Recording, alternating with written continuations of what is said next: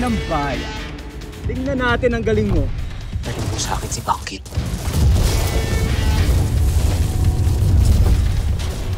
Alam mo naman na susugatan pa din tayo sa pangil ng buwaya.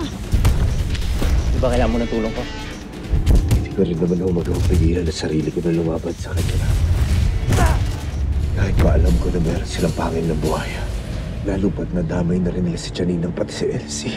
Bakit ang tagal mo? Saan ka ba galing? Paano yung pagdating ng panahon na malaman ni Elsie na naglilihim ka sa kanya? Gusto ko na magpasalamat sa iyo sa ginawa mo kahapon, Lolong. Or should I call you Bangkil? Ay, pakiusap lang ho sana ako. Meron nung kasi kaming isang kasamaan, isang atubaw. Si Ma'am Tonet.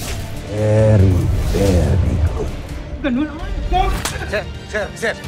Bakit ba? Pakialam mo! Sino ka ba? Ano nangyari? Ito yung empleyado nyo. Nananakit ng customer. Pagsabihan nyo!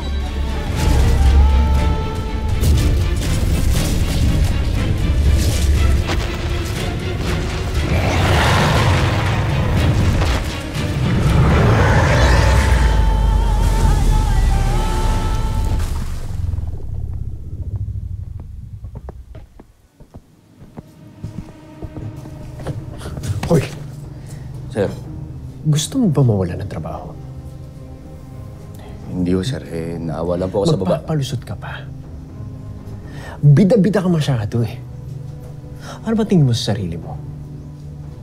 Bayani ka ng bayan? Siraulo ka ba? Gawin mo ulit to. Tatanggalin kita sa trabaho. Kaya kong gawin yun. Naiintindihan mo ako. Opo sir. Pasensya na ulit kayo, di na ako mauulit. Hindi na talaga dapat maulit to.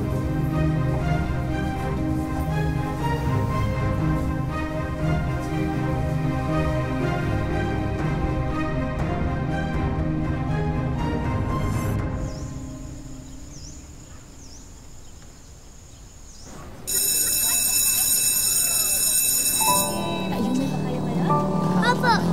Mama!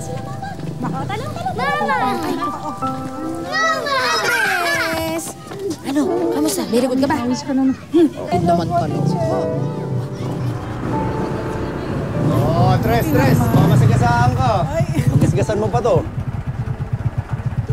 Ma'am Elsie, gising mo na nga yan si Kuya Lolong. Nananaginip naman ata.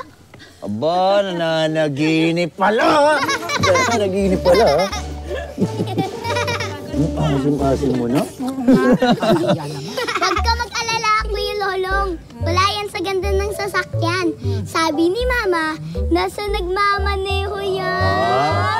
Kaya kay Jelay ako eh, kaya sa'yo ako eh. Narinig niyo yan, ha? Galing na nagturo, di ba? Oo nga po, dito eh. Asya, uwi na kami. Ingat po, tita. Ingat. Alam mabuti ha, assignments nyo. Apa, Ligo mo. Ingat, Tres.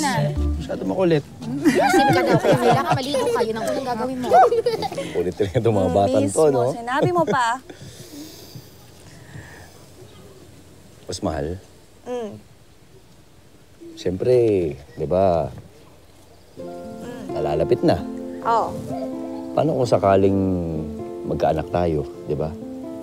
Ano ba mas gusto mo? Yung parang si Tres o parang si Jelay? Kahit ano. Basta ang gusto ko lang, lumaki silang mabubuting tao. Okay na ako dun. Kahit naman ako ganun eh. Kaya lang... Kaya lang? Kaya lang siyempre dapat hindi kasing kulit ni Tres, di ba? Mahal! Ikaw talaga. Siyempre, bata. Oo Bata, nga. ikaw ba? Nung bata ka, kulit-kulit mo kaya nung bata tayo nun. Oo nga, hindi ko Kaya naman nga. sinasabi. Pero huwag lang yung ganun kasi ang gaslaw eh. Mamaya mapilayan, di ba? Mahirap na. Mahal, Bakit? tayo ka nga diretso. Yung pinapatay yung diretsyo. Hindi tayo ka lang. Bakit? Oh.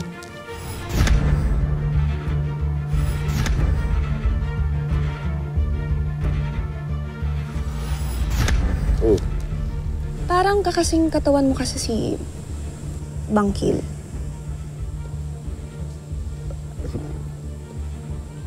Bangkil? Wala mo naman nasabi, tsaka bakit mo naman ako ikukumpara dun? Eh, di hamak na mas pogi naman ako sa kanya, di ba? Alaga lang, ha? Oo. Pero hindi mo ba siya kilala? Kasi atubaw din daw siya. Boss Mahal, paano mo naman makikilala yun eh? Ayaw nga magpakilala, di ba? Tsaka, hindi naman lahat ng atubaw kilala natin eh. Di ba?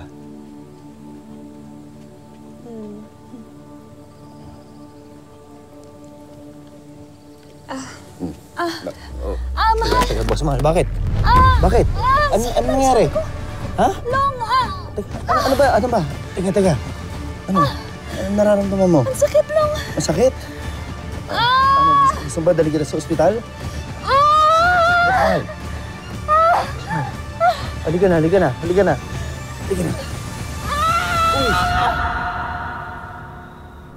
Ano, masakit pa? Hindi na. Sigurado ka? Ako. Bakit? So, anong sasabihin nito? Huwag kang kabahan. Hindi ka naman ako ah. Good Dok. afternoon po. Ganda nga po, Nak. Dok, anong nangyari sa kanya? Base po sa symptoms at sa resulta po ng ultrasound, nakita po namin na posible pong may endometrioma ang pasyente o yung tinatawag namin na cystic lesions dahil sa endometriosis. Dok, pasensya na ako kayo ah. Hindi ko kasi maintindihan. Ano ba yun? Delikado ba? Hindi naman po ito life-threatening pero maaari po itong mag-cause para mahirapan pong manganak ang pasyente.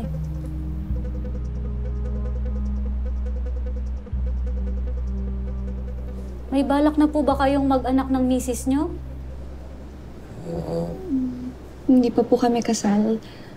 Sorry, pero kadalasan sa ganitong kaso, ang madalas po naming ina-advise sa pasyente, lalo na kung may plano na po silang magkapamilya, mag-anak na agad ng maaga.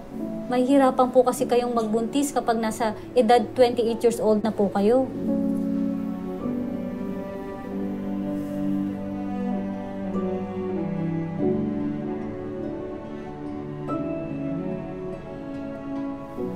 Sige, Dok.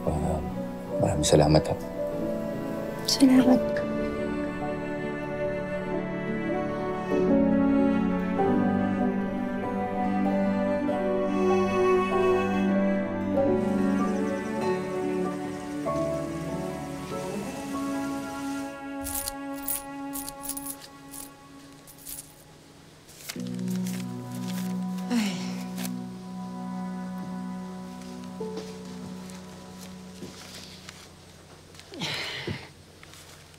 Yan ba ang ipon mo para sa kasal ninyo ni Elsie, anak?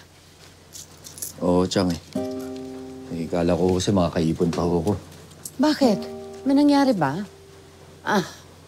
Dahil ba ito sa mga biro namin sa inyo? Hindi o, Chang. Kanina ko kasi, Chang, nung kasama ko si Elsie, bigla na lang ko sumakit yung tiyan niya eh. Kaya sinugod ko siya sa ospital. Sabi ko kasi ng doktor, kapag daw pinatagal pa daw namin, mahihirapan daw magbuntis si Elsie. Bakit? Teka sandali. Okay ba si Elsie? Opo, Chang. Maayos naman yung kalagayan niya ngayon. Nakakapagpahinga na ako sa bahay. Kaya lang, Chang, syempre, ramdam ko pa rin yung bigat ng loob niya. Dapat talaga makasal na kayo. Para magka-baby na kayo. Chang, sa totoo nga ako niyan, yun naman ho talaga yung plano ko. Napakasalan siya. Kaya lang ho, paano naman ho mangyayari yung kasal na yun kung ito lang ho naipon ko? Ano ka ba naman, anak? Hindi naman kailangan mag-arbo. Pwede naman kahit simple lang. Pwede kahit civil muna. Ako ang mag-aasikaso ng mga papeles nyo. Ay, marami akong kakilala sa City Hall. Chang, tingin niyo ba ayos lang kay Elsie yung simple lang? Anak, mas kilalang-kilala mo si Elsie. Ikaw ang makakasagot niyan. Pag-usapan ninyo. Planuhin ninyo. Tapos, teka sandali.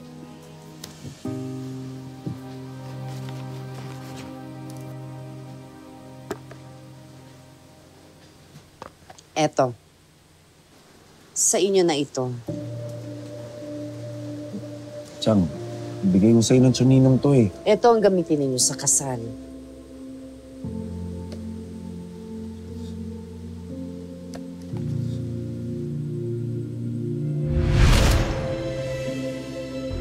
Okay. Ayos lang ba sa inyo? Oo naman. Sarap pa to. Hindi ako na. Dati namin ginagawa ito pagka gusto namin maglayag eh. Chang, Anak, naisip ko naman kasi, wala naman ako maipapamana sa inyo. Kaya yan na lang.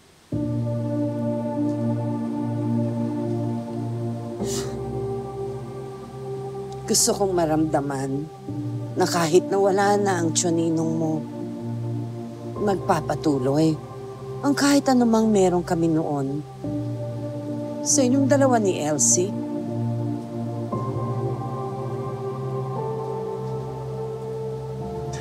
salamat o, Chang.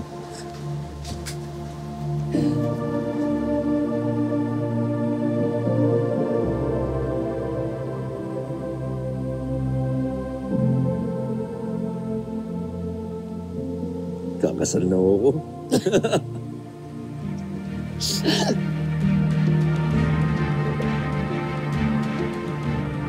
Salamat po. sana magustuhan ni Elsie. Siyempre, galing sa inyo to eh.